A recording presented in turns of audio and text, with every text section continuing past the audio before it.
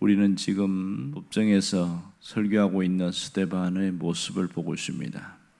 스데반의 설교 중에 이제는 이집트에서 학대를 받고 있는 이스라엘의 백성들의 모습들을 조명하고 있습니다. 그러한 가운데 노예살이의 그 절망과 비참함이 더 커지는 것은, 가장 희망이라는 것은 자식들밖에 없는데, 그런데 바로가 사내아이는 태어나면 무조건 나일강에 던져라, 그런 명령이 떨어진 거죠.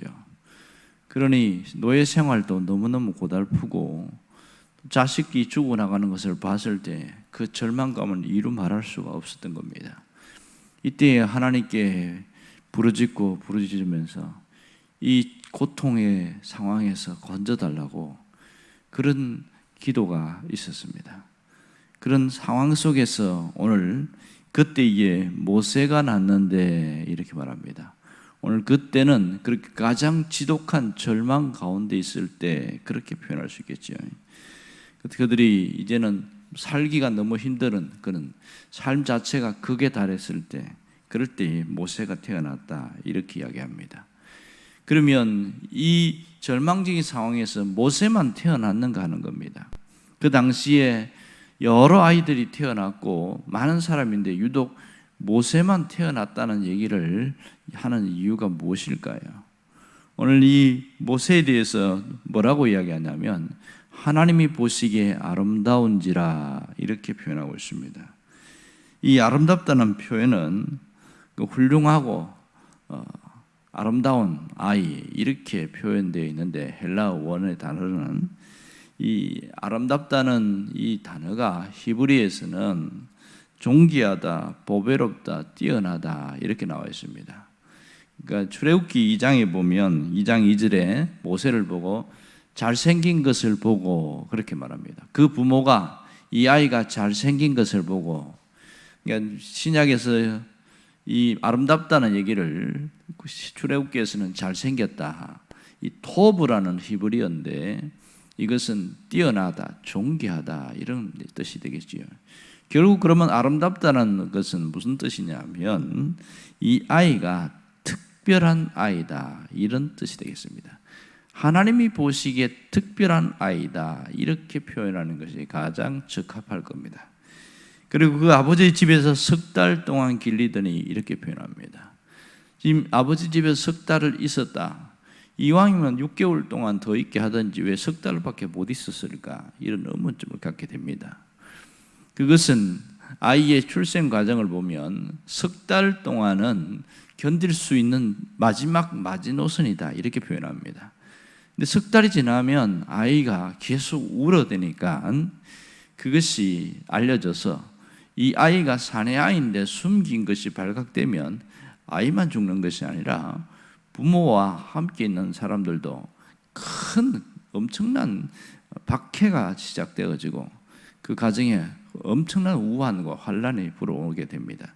그러기에 숨기고 싶어도 뭐 숨길 수 없는 상황이고 아이들이 울어대면 견딜 수가 없는 거죠. 자, 온 가족이 석 달 동안 이 아이를 숨기는데 매달렸습니다. 이 3개월 동안 숨겼다 이 말은 부모가 할 수 있는 최선의 이 상황, 자기가 최선을 다했다, 돌볼 수 있는 한계치에 이르렀다 이렇게 뜻할 수 있겠습니다.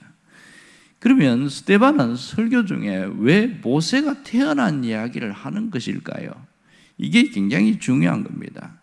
가장 고통과 한계 상황, 이 극에 달했을 때에 모세가 태어났다는 것을 말하는 이유는 하나님께서 준비한 도구가 모세이기 때문이다, 그 얘기를 하고 싶은 겁니다. 이스라엘 백성들의 그 고통과 절망 속에 하나님께 부르짖었습니다. 그 부르짖음의 결과가 모세다는 겁니다. 하나님께서는 이 이스라엘 백성들을 노예살이에서 벗어나게 하기 위해서 많은 것을 준비하시는데 그 과정 중에 모세는 하나님이 준비한 특별한 아이다 이 얘기를 하고 있습니다. 오늘 본문에서 이것을 안다면 깊은 의미를 건져올릴 수 있는데, 이스라엘 백성들이 가장 절망스러워하던 그때는 실은 출애굽의 여명이 밝아오는 새 역사가 시작되고 있다는 사실입니다. 그들에게 절망과 고통이 가중되었을 때에 하나님이 그들을 떠나거나 버린 것이 아니라 하나님의 구원이 구체적으로 시작되었다는 역사적인 신호탄이었습니다. 사실 이것을 영혼의 관점에서 봤을 때에는 그 순간이 절망의 순간이 아니라 눈부신 새벽을 향한 소망의 순간이라는 것을 알 수가 있습니다. 우리가 신앙이라는 것을 눈앞에 있는 현실만 보게 되어지면 모든 것이 절망처럼 보이지만 영혼의 관점에서 오늘을 바라보게 되어지면 이때도 곧 지나가게 된다. 그것을 깨닫게 되어지죠. 오늘 이 사실을 통해서 우리에게 시사하는 바는 대단히 많습니다. 그 중에 한 가지는 인생의 밤이 깊어서 절망과 고통이 계속될 때에는 그것이 하나님이 버리거나 떠난 것이 아니라는 사실이 첫 번째입니다. 또한 그때에도 인생의 여명이 밝아오게 하는 하나님의 은혜의 역사는 계속 시작되고 있다는 겁니다. 결국 하나님이 뭔가를 이루실 때는 갑자기 뭔가 움직이시는데 왜 하나님이 우리에게 미리 사인을 주지 않느냐? 그것은 우리가 얼마나 그 상황 속에서도 하나님을 신뢰하고 하나님을 끝까지 믿느냐 하는 그 믿음을 보시기 위함입니다. 하나님이 살짝 숨겨두신 것은 우리가 그 믿음을 갖고 있느냐 하는 것을 이야기합니다. 복음서에 보면 말세에 너희가 믿음을 보겠느냐 이런 얘기를 하고 있습니다. 그만큼 믿음이라는 것은 보이지 않는 것에 대한 것을 붙들고 가는 그런 신앙적 행위라는 것을 알 수가 있습니다. 누구나 인생의 밤과 낮은 항상 있습니다. 오늘 사람들은 저마다 고통과 어둠의 때를 인생의 밤이다 이렇게 말합니다. 그리고 황금기의 시간을 인생의 낮이다 이렇게 말합니다.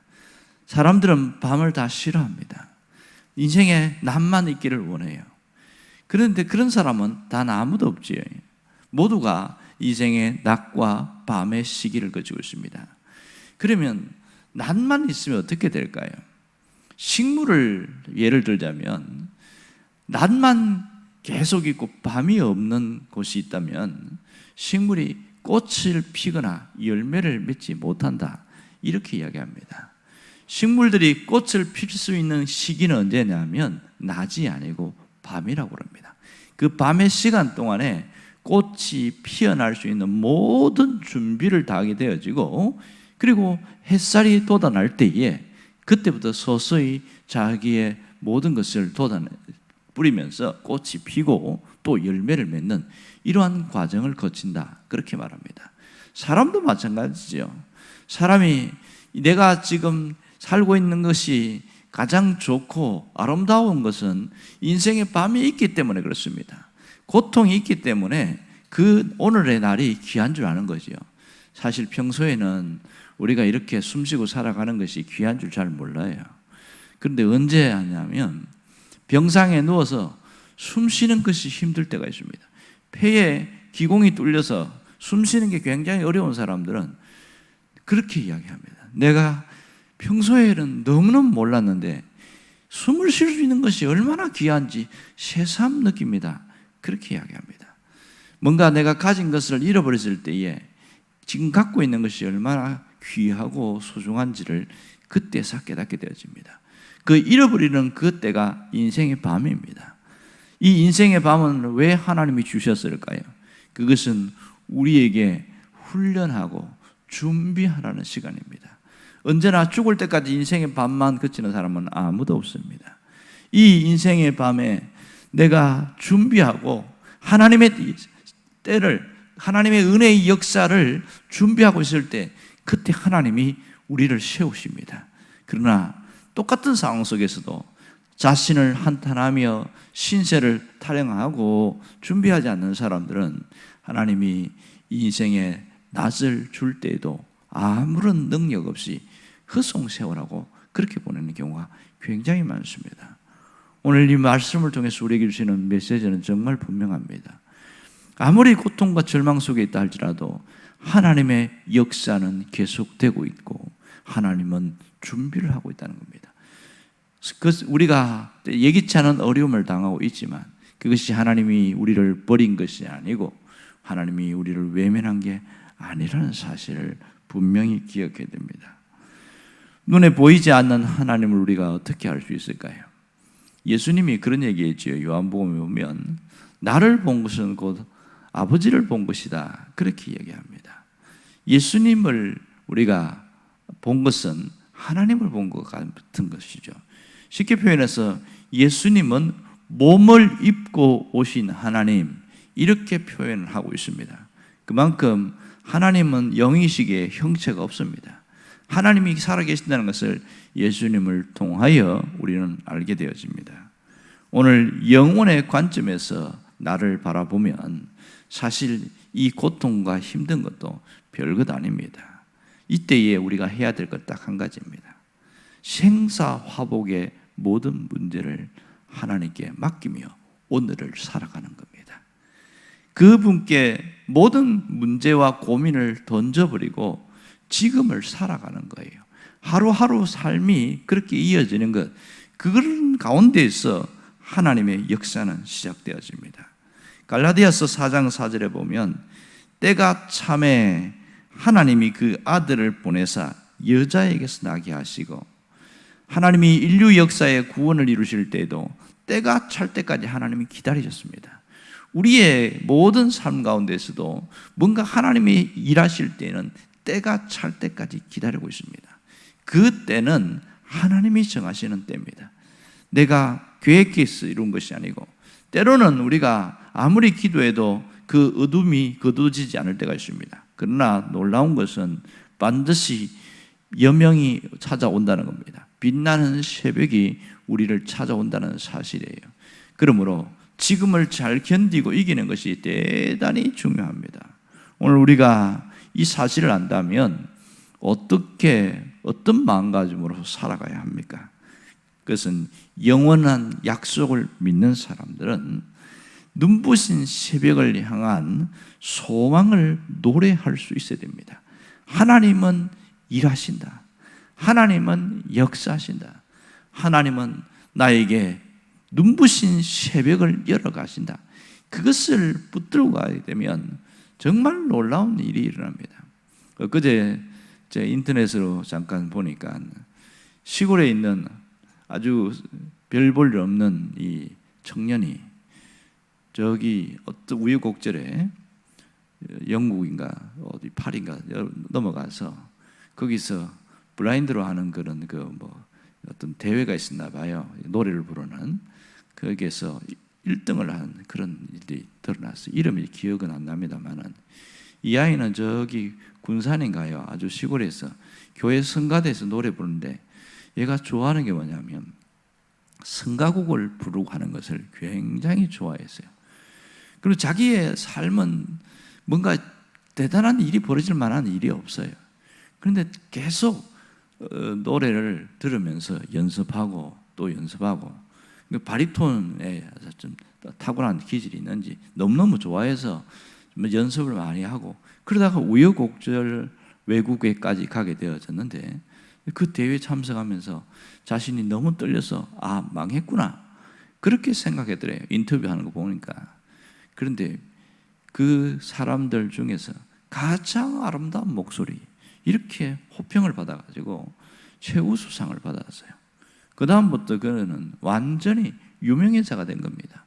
매스컴에 한번 타고 나니까 만나는 사람마다 그 사람을 조명하고 되게 다르게 보는 거죠. 한번 대회에서 최우수상 타니까 그 똑같은 사람인데 다르게 보는 겁니다.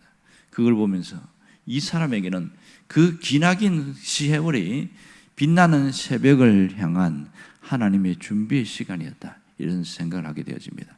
만일 이 청년이 자신이 시골이라는 한계, 가난의 어려움, 그런 속에서 나는 부잣집에서 태어나서 여유롭게 살지도 못하고 이런 가운데 있고 절망했다면 그는 오늘의 영예는 없었을 겁니다. 그러나 그것을 견디고 빛나는 새벽을 노래하면서 오늘을 살아왔더니 결국은 하나님이 그 길을 열어주셨어요. 비단 그 청년만 그렇게 했습니까? 우리가 살아가는 모든 사람들이 지금 이 현실에서 어떤 마음으로 내 인생을 조명할 것인가, 어떤 마음가짐으로 살아갈 것인가, 그것이 남아있는 우리의 인생을 결정하게 되어집니다. 여러분, 하루하루를 소중하게 보낼 수 있기를 바랍니다. 하나님께서 특별한 순간 빛나는 새벽을 준비한다는 것을 잊지 않기를 주의 이름으로 축원합니다.